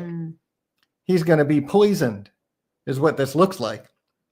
But they're going to devise cunning things, and they'll be to do mischief, right?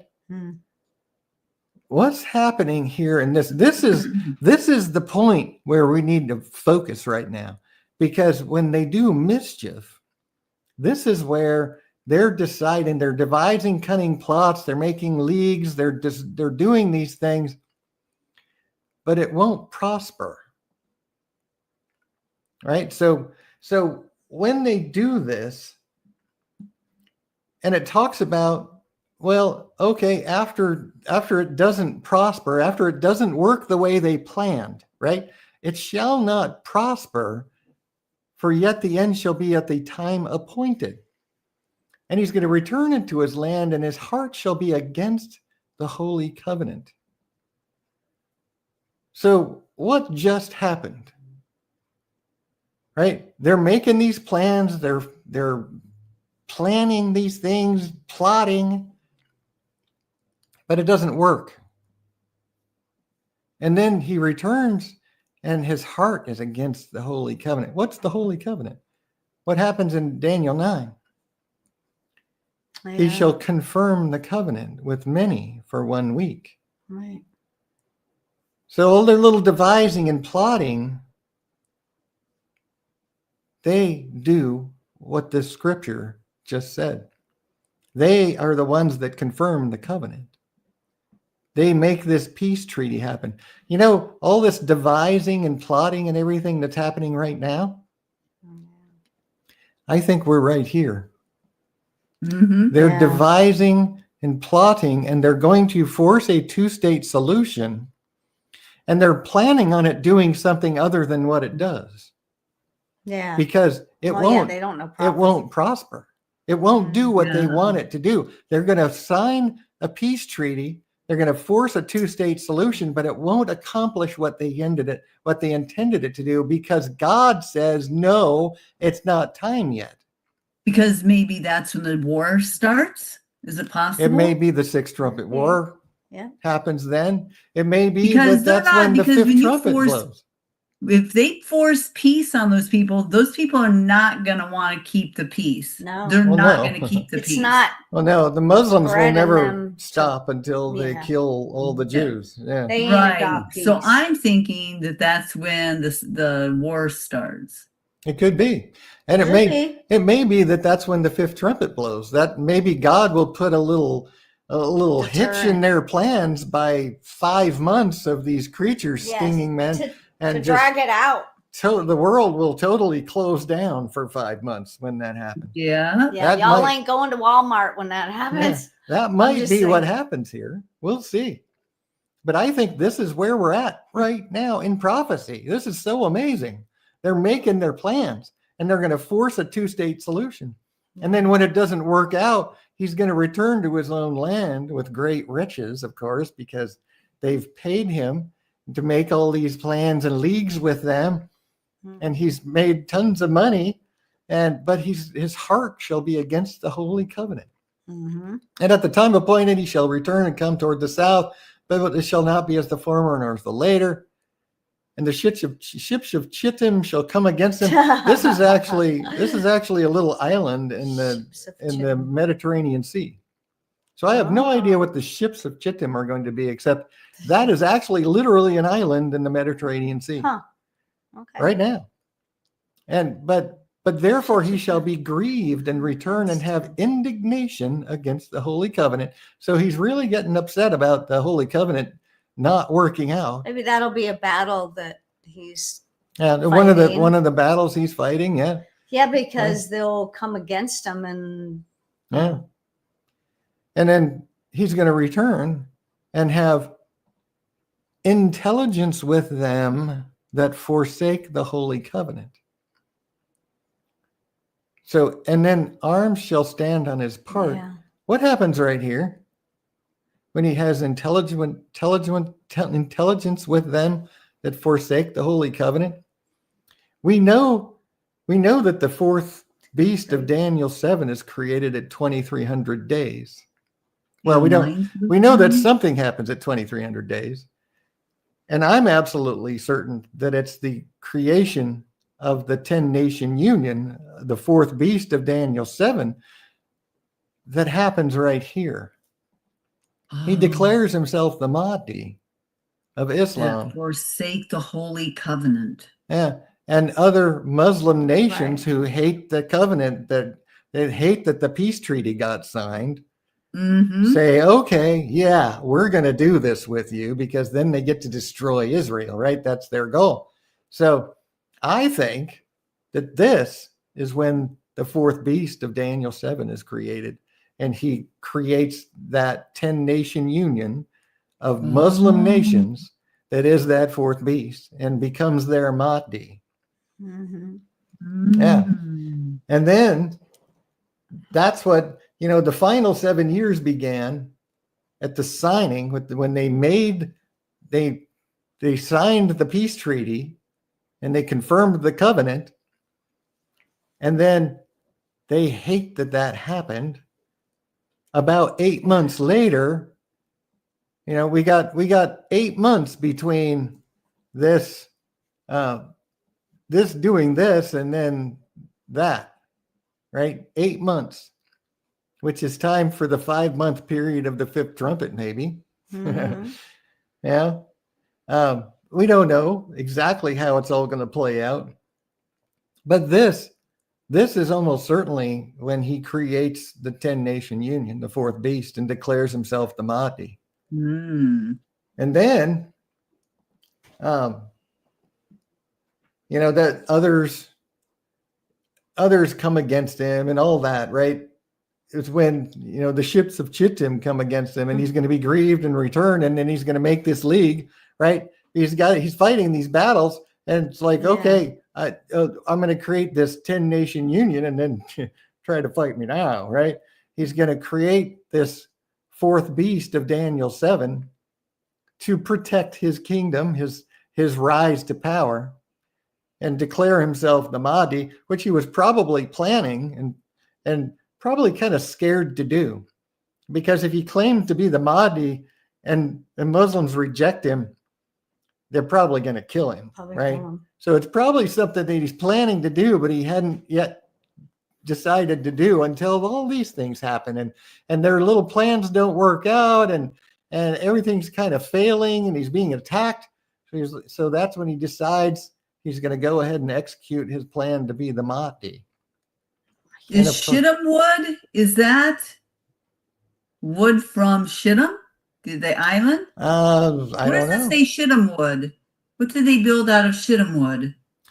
I think I know what you're talking about. Oh, the ark? Yeah, what did they build the ark out of? I don't think that was the ark. Let me see. I know. Numbers, the ships shall come from the coast of Shittim. In Numbers and Isaiah, the land of Shittim is revealed to them. More from Isaiah, some from Jeremiah, some from Ezekiel. They brought out the Isles of Shittim for Passover, the Isles of Shittim and sea and the Kedar. Who does it talk about Shittim wood? But I think I remember something about something like that, but it must be a different spelling because it's not. It doesn't have I bet you that's Shittim wood anywhere. Shittim wood or something like that. Yeah, but there are other prophecies that name this place. But I don't want to get distracted because we're running out of time, and I'm concluding this here because this is where this is just amazing when you think about it, because we know these things are going to happen. We know at 2300 days, it's going to be before this happens. In Daniel 8, whatever that event is, happens before this. We know that for a fact. And I believe that this is the signing of the peace treaty. This is him having indignation. They're coming against him. So he decides to go ahead and take the chance of declaring himself the Mahdi. And then remember what happens, right? What happens? God puts it in their heart to fulfill his will. Yeah. The 10 kings. God puts it in their heart. So it's a very dangerous thing that he did, but it works because it's finally time for the end to come. And God allows it. The ark was made out of gopher wood. Yeah. I remember now that you said that. So, yeah, I don't remember what Chittim wood is, but it sounds familiar. I know it does sound familiar. I don't remember what it was, but like I said, I don't want to get distracted.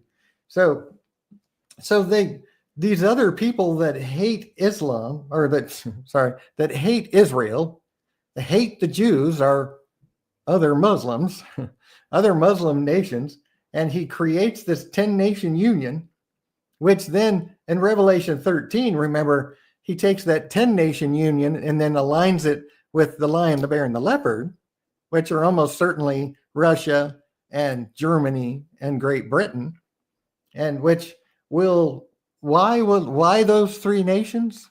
Well, it looks like that's what they are when you look at the prophecy and look at what it seems to align with what's in the world today, because Daniel 7's prophecy is nations that exist at the time of the Antichrist. Yeah. Did you find something? Yeah, the Ark of the Covenant was made out of Chittim wood. Okay. You're right, Annie. You remembered that. Yeah. You remembered that. That was good. Ark of the Covenant. So the Ark of the Covenant. Yeah. But then it was overlaid with gold. Other sacred objects of the tabernacle. Yeah. Because it was shittim wood and it was overlaid with gold. Yeah. There you go. You remember. So, but I'm going to move on because I'm almost done. I don't want to run out of time.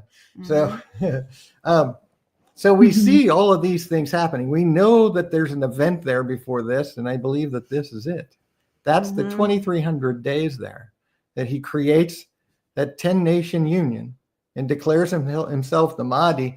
And then this is where he will also be teaming up with, Pope Leo, which most likely is Pope Leo is going to be the false prophet, and submit Catholicism to Islam. When this happens, because when they place the abomination that maketh desolate, who's the leader of they? The Vatican, the head of the snake, the true puppet master, right? They are going to place him in power. The false prophet and his organization, the great horror of Revelation 17 and 18, is going to submit themselves to the Antichrist and declare him and do miracles like pulling fire from the sky to fool everyone into thinking that he's a godly man and place him in power. They're going to put him there. So this is just absolutely fascinating to think about. We know right in this little area of Daniel 11, we see the confirmation of the covenant, them getting they have indignation and hate the covenant and create this alliance and then take over the world by the arms that stand on his part is the nations that he's created, right? The alliances, the 10-nation union with the other three. He's got 13-nation alliance that he uses as his military and political power base. So this, you don't have to agree with me, and we know that something happens here. It doesn't have to be what I'm saying it is, but it's sure, we know that those things happen, and we know they're going to happen somewhere in this timeline right here. So to me, this is a shoo-in. This is where they sign the peace treaty. This is where he creates the fourth beast of Daniel 7. And this is where they actually take over the world by placing him in power. I don't know about you, but this stuff to me is just utterly fascinating to see and to know that we're watching it happen right now. I know, right? Yeah. As soon as we get to the confirmation of the covenant, then we're just going to see all these prophetic all this things stuff happening, all lined up. And that's what we're waiting for. Yeah.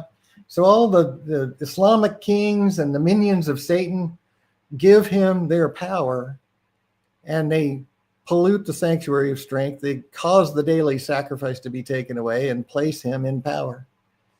That's when he takes over the world, literally. And then, he begins, they that understand among the people, right? As such as you wickedly against the covenant, he shall corrupt by flatteries, but the people that do know their God shall be strong and do exploits. Yeah. That's us. They that understand among the people shall instruct many. That's us. Yet they shall fall by the sword and by flame, by captivity, by spoil many days. Yeah. The Antichrist, remember, is going to, as soon as he takes power, is going to try to destroy the Jews and wipe out Christianity. And he's going to do it with killing anyone who won't capitulate to his new kingdom and his rule of the world or become a Muslim. And he's going to hunt down and kill everyone. And then he's going to implement the mark in order to make it impossible to live unless you abide by his system. He's going to implement the mark of the beast. It'll be an electronic system where you won't be able to buy or sell, is what it tells us in Revelation 13, right? You won't be able to buy or sell. You won't be able to have a job, a bank account, drive a car.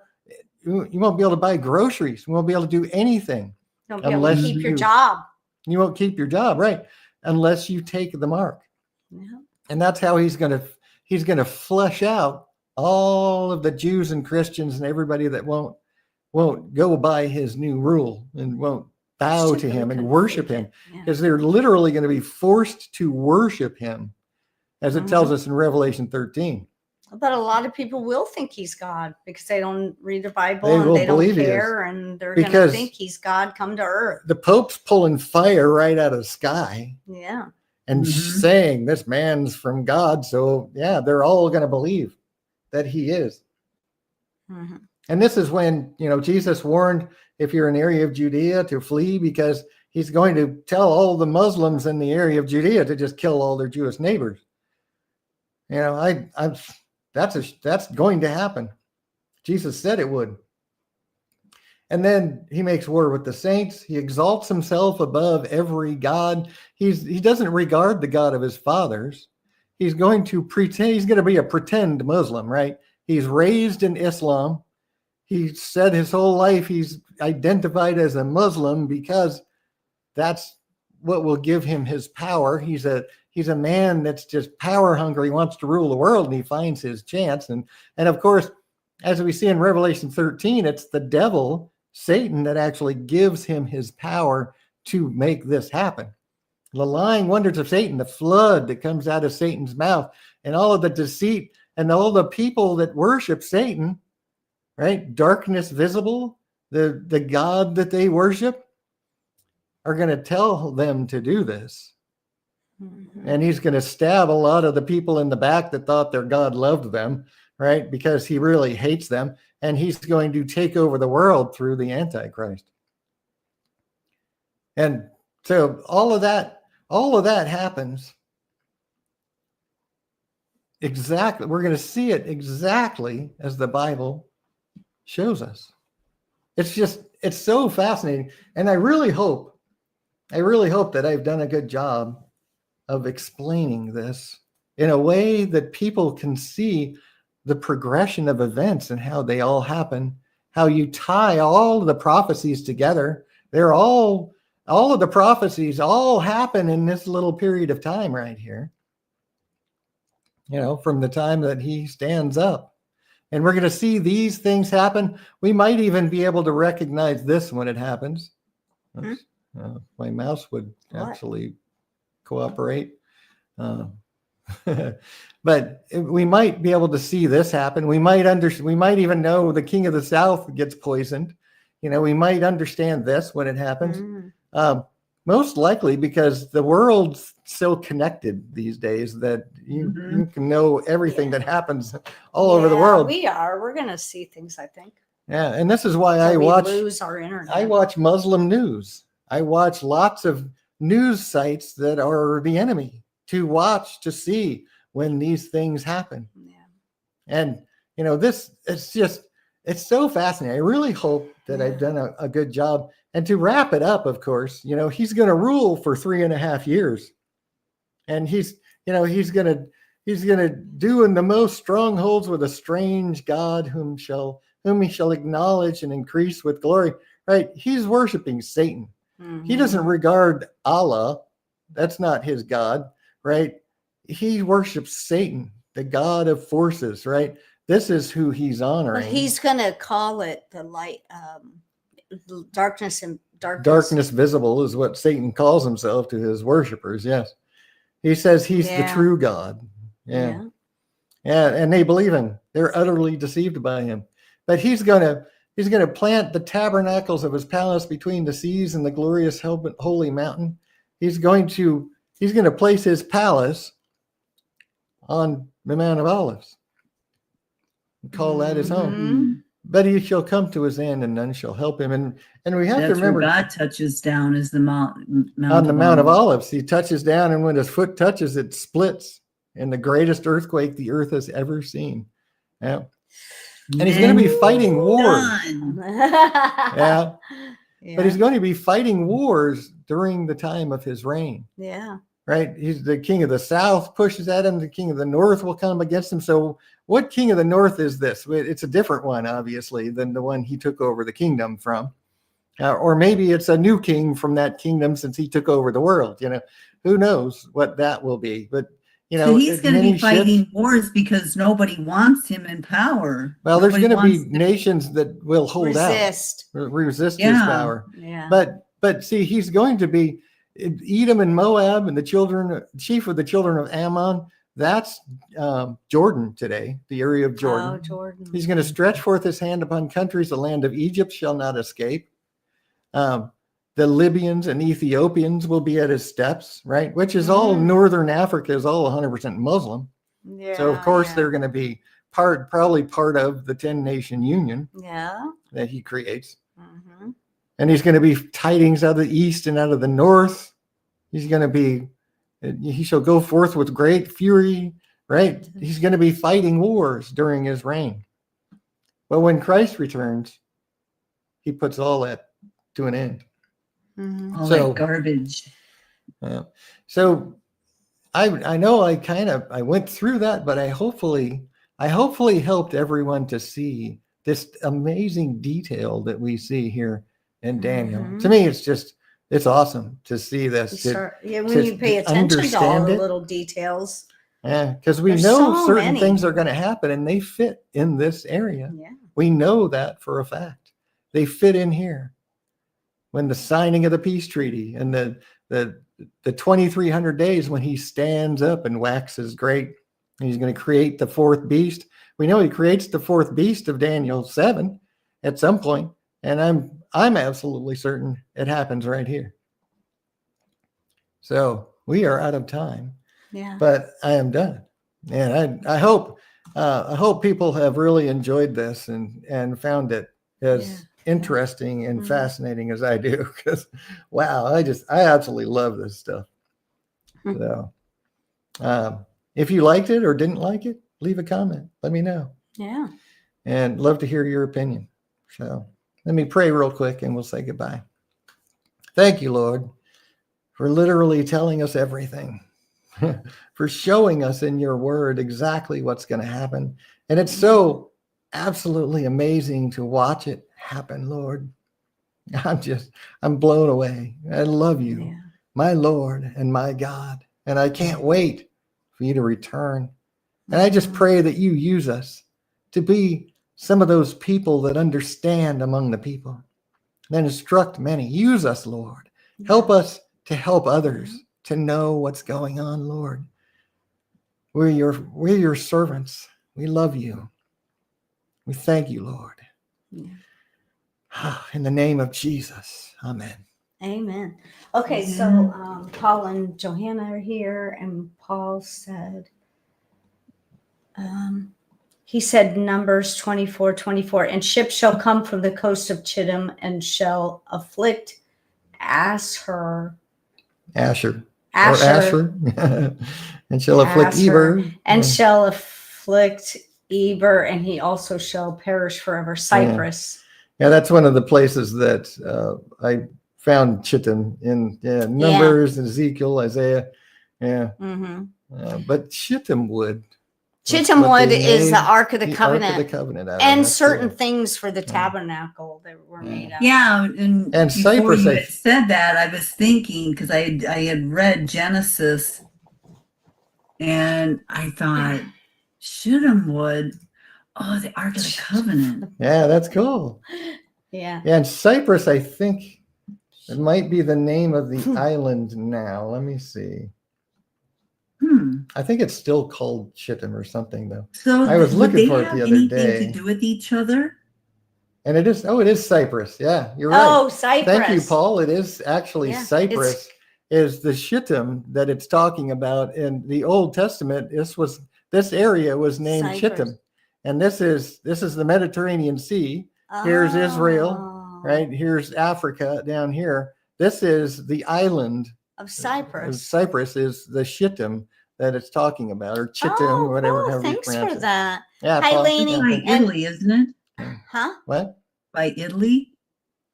Yes, it is. Italy is right up here.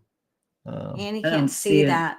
That's why I was wondering. That's by Italy. I haven't shared my screen with you. So Italy is on the western side of the Mediterranean, and Cyprus is way east, it's right very off near the to coast Israel. of Israel. Yeah. Oh. Hey, you can Google map it. Look for Because something. I'm wondering if that has anything to do with the ship at Shittim. It's Chittim. We think. Yeah, so that he's going to be having someone attack him from Chittim. Cyprus.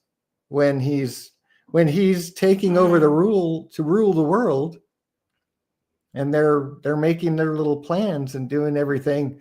That's when he hasn't taken over the world yet when that happens. Remember, he's attacked, and then he makes intelligence with those that have that are also against the covenant, and that's when he creates the union.